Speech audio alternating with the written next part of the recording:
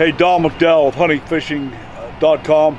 Our quest begins today discovering what's actually happening just north of the U.S. border with Mexico and Arizona. Right now we're standing about 75 miles directly north of the border, about 30 miles due west of Gila Bend, Arizona, right off of I-8. The south side of I-8 we consider to be the front line, just north of the border with the influx of trafficking. We're going to tell you the truth and show you what we discover here. I'm Don McDowell, huntingfishing.com. Gentlemen, right here, we're just south of the Interstate 8 here at Painted Rock Road, exit 102.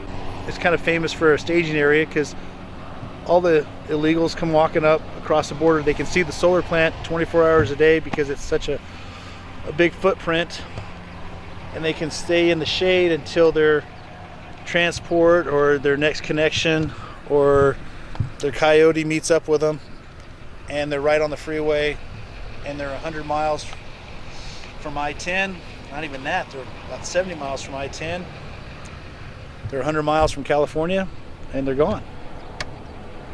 So, well, you were telling me about the car we just saw up the road here. Yes, sir.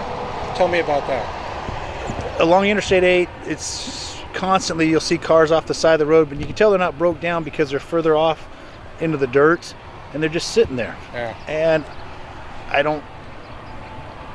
they're there for 2 or 3 days, and then all of a sudden they're gone. I think they're just left there as transportation for those that when they finally get there. Okay.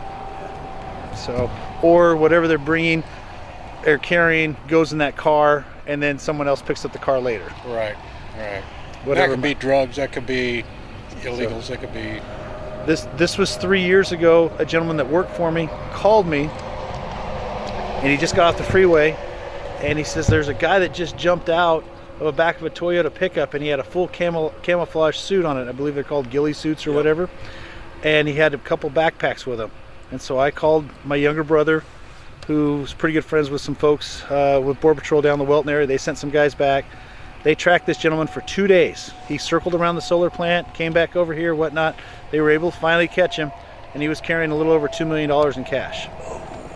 But he was taking it back to Mexico. Oh yeah. Because they're no longer, they're also coming up, but they're also going back with cash. Yes, and what we know about those is that they are targets.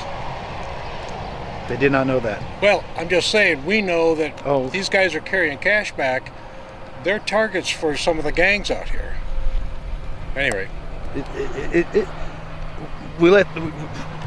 we just don't confront them. We call the authorities because from your perspective, true enough. I get correct. that. Yeah. It's frustrating though. Yeah, sure. I mean, they're truly taking advantage of our area and the rural area that we try to make a living in.